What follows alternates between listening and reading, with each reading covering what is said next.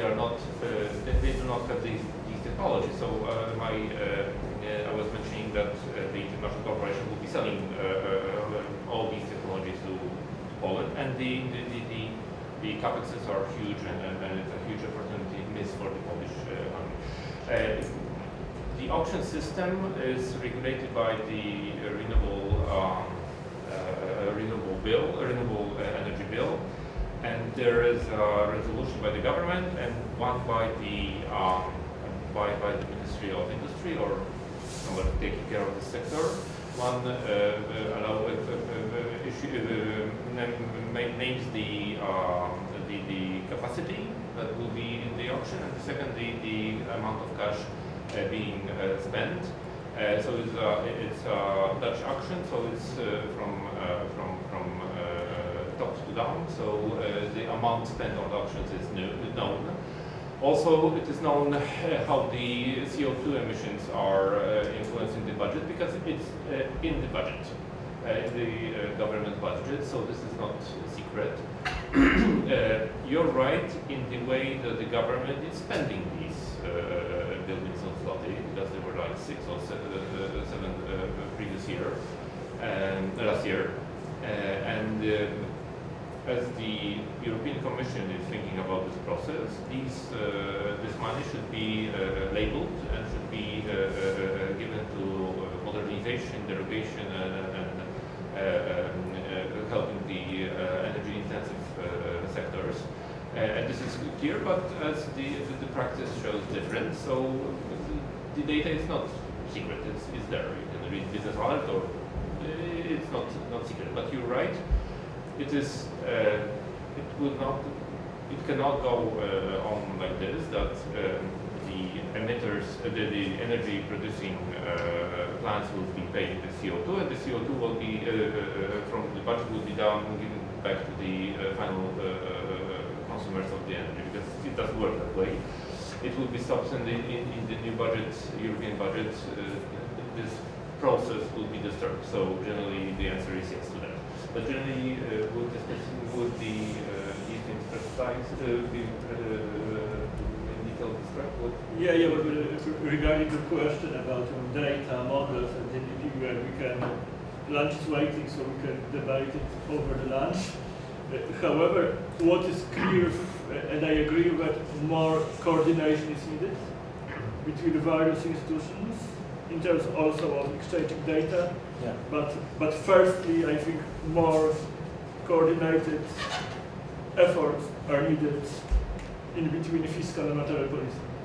So I think that this coordination, we should invest more in this coordination, and I do not see personally any risks for the independence of the monetary policy from more intensive coordination with the fiscal policy.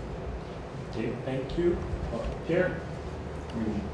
Just on your point from more general perspective, since we're in a university on models. So a few central banks have tried early on to assess the impact of climate change on the financial system. And that's exactly what you mentioned. You need to integrate physicists or physicists. You need to integrate scientists that are climate specialists to build your model from the beginning. And here, that would probably need a new foundation for how you do a macroeconomic model. The DSG way of doing monetary policy doesn't work with climate change. So that would put into question a lot of what is on central banks, and start a lot of projects. I know, for example, that the Bundesbank have hired about 20 economists to think about climate change, and they come from the climate science background more than economic background. Just to rethink a bit how we construct macroeconomic models, financial stability models, and this. Okay, I thank you very much. I don't see any more. Just short? Okay. Yes, short question. Because we're running in lunch. What happened to the environmental tax reform over the years? Because years back in time, it was quite a hot topic, right? But do you mean European level or in Poland? European level, in Poland as well. If anybody got any insight in that, but I think that from the Brussels level, whatever happened to the idea of the environmental tax reform was replaced by the carbon tax. I mean, climate tax. Yeah, I mean, the big issue of the day, is this carbon border adjustment issue, which has a number of pros and cons. One important issue is that currently in the ETS, in the Euro emission trading systems, only just specific industries are included. For example, aviation and transportation in general is not included, and these sectors are one of the largest emitters. With the carbon border tax, a lot of debates, whether it's feasible, it's compatible with the World Trade Organization rules. There are also other proposals which might suggest that instead of taxing goods which come to the European Union at the border, we should tax consumption, namely the carbon content of, if you buy a whatever phone or pen or paper, what is the carbon content of tax? You would more tax consumption, which probably would be a better idea than an import customs duty at the border. But the biggest issue, in Europe is that basically taxing is a national, authority. So if member states can't find an agreement, then there will be no agreement and no further environmental taxes, or there will just, some countries are doing more taxes, for example, Italy, even it's a dirty country, it has much, higher environmental taxes than, let's say, for example, Bulgaria. So again, countries differ a lot in terms of what kind of environmental taxes they impose and how large. So there will be a need, basically, for a consensus, and without that, I'm afraid the tax issue will not go forward much.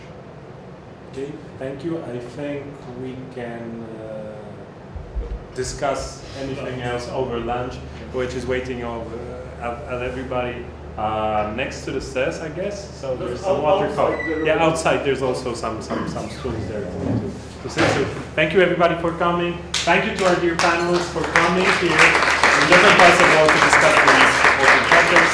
So thanks once again.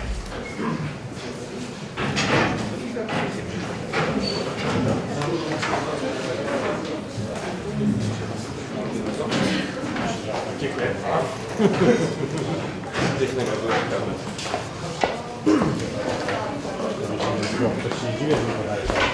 Co? No widziałeś, że zawiesili ten memorandum w sprawie spłaty tych kredytów